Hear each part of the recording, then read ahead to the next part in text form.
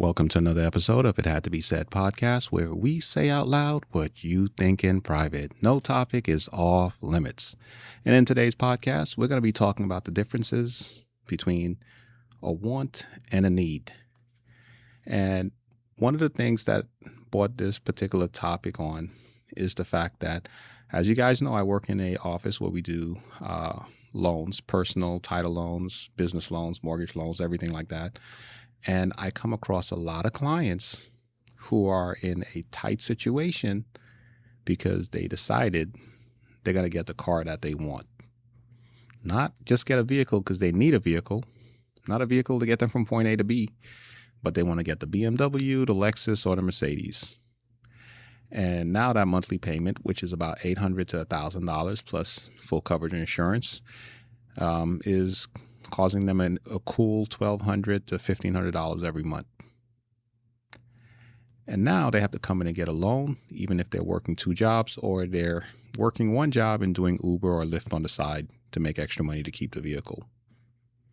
This is why I always tell people, it's okay, you can get what you want, but there's a time and place for that. Now, if you're in a situation where you're not financially able to live in the area where you want to live, drive the car you want to drive, or wear the clothes that you want to wear, okay, take care of the needs. If your job's not paying you enough money, find another job. Go to Udemy, Skillshare, schools, and, learn a new trade. Apply for a promotion at the job. Do what you need to do, handle your finances, and then you're going to be able to buy that car and it's not going to be a strain on you.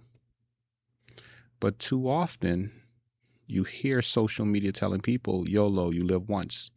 Just buy that car that you want, buy that purse that you want, go on that trip, for your birthday that you saved up the whole year for, and then come back broke. I've been married before.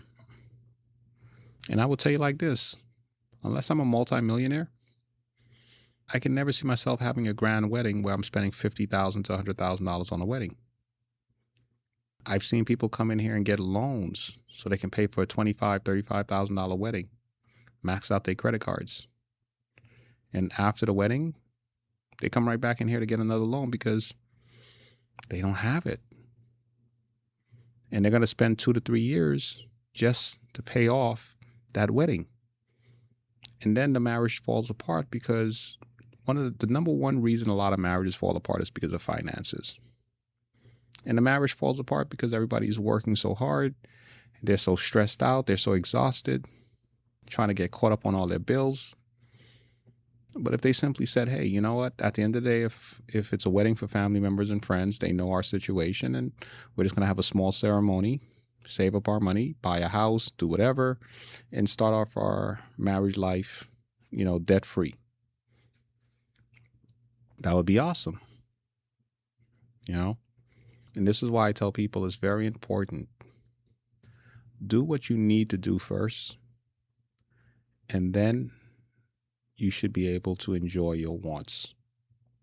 But if you try to enjoy your wants and you don't do what you need to do, you're going to be able to enjoy it for a short period of time. But it's only going to be a matter of time before everything starts to fall apart. It reminds me of the end of the year when tax season comes around and everybody starts to get their income tax return. And, I used to work at a dealer, and you see all these people come in, they put down payments on cars, they buy the cars, and everybody's driving out with a paper tag. 70%, if not 80% of those cars will be repossessed within 5 to 6 months. Because these people, they went out, they had the deposit. Their credit was bad, but they had this big deposit to put down on the car. But they don't have the money to maintain the vehicle, to make the monthly payments, keep up the full coverage insurance, and any other maintenance issues that come up with the vehicle. That money could have been used for something else. Save up to buy a house, start up a business, do something. And that brings me to my next point. Only people that actually do what they need to do before they spend money on their wants are the people that actually have a goal. Want $1,000 weight loss medication for $50? It all starts with Roe's free GLP-1 insurance check. Just upload your insurance card to see if you have coverage, then relax. Over 200,000 people have qualified for a $50 copay through Roe. Go to ro.co/health. Half of covered patients have a $50 per month copay or less for medication, plus $145 monthly Roe membership fee. Deductible cost may apply and final cost varies by insurance plan. For safety information about GLP-1 medications, including boxed warning, go to ro.co/safety, RX only. Because they understand the importance of doing what they need to do first. If you don't have a goal, you're just going to focus on your wants. And you're not going to realize how your wants is distracting you and keeping you away from your goals because you have no goals. You see, but when you have a goal and you take care of your wants, you look back every time at that goal and you say, damn it, if I didn't do that thing that I wanted to do, maybe I would have been closer to reaching my goal.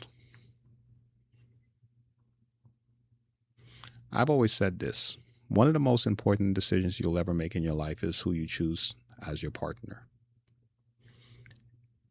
And a lot of times, people choose the person that they want, not the person that they need.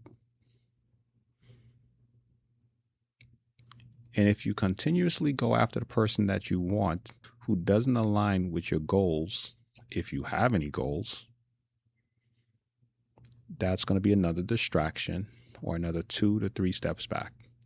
And depending on how bad that person is that you pick or how messed up they are, that might be a cool 10 to 20 steps back. So I think it's extremely important that we take care of our needs before we focus on our wants. Now, I know this is going to be a little bit off topic, but it just reminds me of a conversation I had with one of my clients here. And for those of you who don't know, I also wrote a book called Better Thinking Habits, the introduction edition. So I do some mentoring, to some of my clients and, some of my students that actually read the book, and people that have reached out to me as well. And I had a conversation with a young lady, and I said to her, well, do you want a relationship or do you feel like you need a relationship right now, like you need a partner? And she said, I think I need a partner. I need to be in a relationship. I need to feel fulfilled. I need family. I need companionship, And so then we looked back at some of the guys that she dated, and I was just asking her, why would you date that person? Well, because that person kept chasing me down, or because this person had a great personality and they had a great body, they had looked nice, they had a good face. And then I get down to the nitty gritty. Okay, what's your goals as far as, family wise? She listed them, and I'm like, did any of these guys that you dated, did they fit the criteria? Was this somebody you would feel comfortable having a child with? She was like, no. I'm like, okay, is this somebody, if you saw them on the streets, 4 or 5 years from now, you'd be proud to tell your friends or your family members, like, oh yeah, look, that's somebody I used to deal with? She's like, no. So why would you deal with them? Because you wanted them? Because they looked nice? Even though everything else about them told you that they were not in line with what you wanted out of life? So here you are now in your late 40s and really nothing to show for it, except for a long list of men that had a good time with you. And I'm not bashing women. Because there are some men who are in the same boat, but this is just an example. Sometimes we indulge ourselves so much because we sit there and say, well, I'm bored. I deserve this. I've been working so hard. And, or you just sit there and say, well, I'm just going to try this one time, or I'm just going to try this because I just want to do it. I haven't done anything in a while. And you indulge in these things that you want. And then before you know it, a couple of weeks go by, a year or two go by. And before you know it, here you are. 10, 20 years have gone by and you've been indulging in all your wants and not accomplishing anything that you want to accomplish. Remember, ladies and gentlemen, one of the most important decisions you will ever make in your life is who you decide or who you pick to be your partner.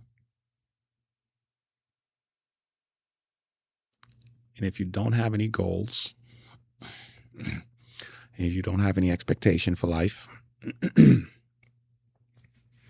you will make the mistake that a lot of people make,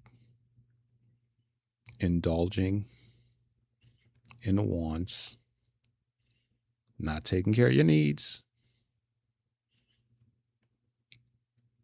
And when you're about to leave this place, you have all these regrets on your deathbed. I post new podcasts every Tuesday and every Thursday.